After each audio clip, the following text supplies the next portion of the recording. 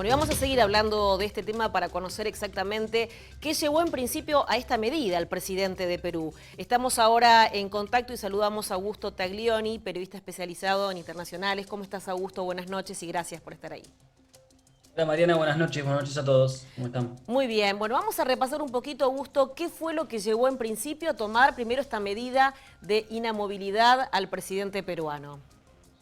Bueno, digamos que el gobierno de Pedro Castillo es un gobierno que todavía no ha podido arrancar, ¿no? Digamos, es como que no termina de cumplir con muchas de las cosas que se comprometió al principio de la campaña, en una supuesta representación de un líder rural, maestro, ¿no? De izquierda. Bueno, eso es algo que no ha podido ponerse nunca en práctica, ¿no? Y lo que está pasando ahora concretamente, de alguna manera, es primero el enojo de ciertos sectores que votaron por Castillo, que ven que no se cumplen con muchas promesas de campaña, y después la enorme incapacidad de Castillo para resolver cualquier tipo de problema, de conflicto en Perú. En el caso de las promesas incumplidas, hablábamos de los bloqueos, 7 días de bloqueos, de camioneros, de paro de transportistas, como dicen en Perú, es la Unión de Transportistas la que convocó la huelga por tiempo indeterminado, pero también hubo paro y medidas de fuerza de los agricultores. Los transportistas lo que piden, por un lado, obviamente están cuestionando la suba del combustible, que es una suba que se da en marco del contexto internacional de guerra, está subiendo el combustible en todos los países, eso es algo que casi prácticamente inevitable, ¿no?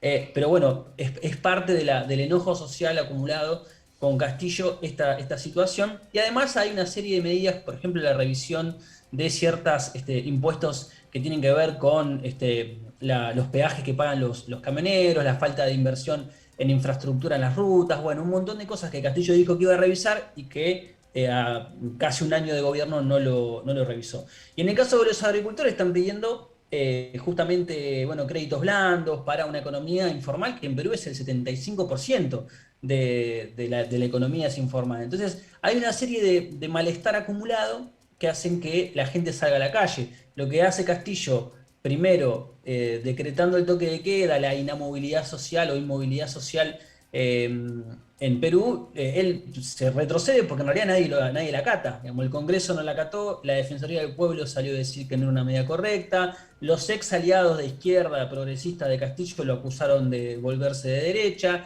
la derecha lo acusa de volverse blando, y la gente igualmente salió a la calle. Entonces me parece que el retroceder marca esto, ¿no? Que es un presidente que carece de mucha autoridad a la hora de tomar decisiones. Bueno, y en ese sentido entonces tenemos que pensar en un gobierno bastante inestable, ¿no? No tiene el apoyo del Congreso, tampoco de diferentes sectores, ni siquiera los propios.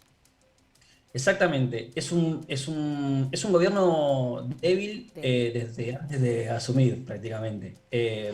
Sobrevivió Castillo a 2 intentos de destitución de parte de la oposición de derecha, pero ahora hay que ver cómo se terminan alineando los bloques más de centro-izquierda que todavía sostienen en el Parlamento a Castillo.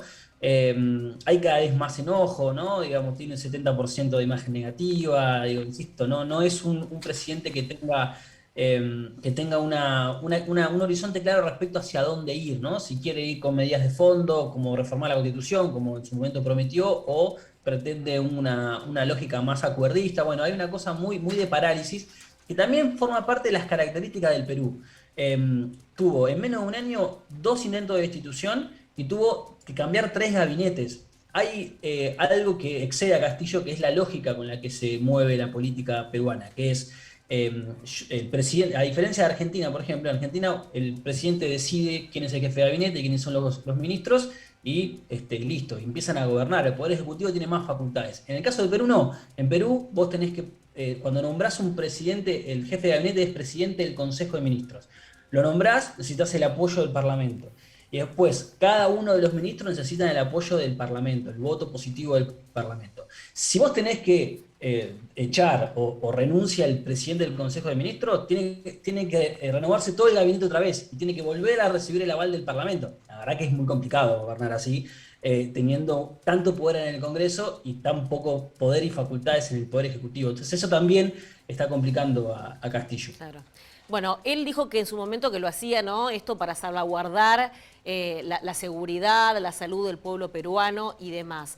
Ahora, si esta medida se ha levantado, ¿cómo están las fuerzas de seguridad, digo, en ese sentido? ¿Se van a ocupar de que no haya desmanes en la calle? ¿Están del lado, en este caso, del presidente? Sí, sí, en principio está del lado del presidente. Todo el accionar de estas últimas semanas han demostrado que hay un rol importante en lo que es la actitud más represiva. Pero bueno, habrá que ver ahora si hay alguna orden o también las fuerzas de seguridad hacen un juego más autónomo, ¿no? Pero por lo pronto no ha habido ninguna intención de mostrar autonomía respecto a la decisión del presidente de parte de las fuerzas de seguridad. Eso sería una gravedad aún mayor, ¿no? Porque Sí. ya estaríamos cerca. Bueno, tuvimos una interrupción ahí en la comunicación con Augusto, pero bueno, está muy claro, ¿no? Todo lo que plantea realmente una situación muy compleja la que vive Perú, con un gobierno muy debilitado, como bien lo explicaba Augusto Taglioni.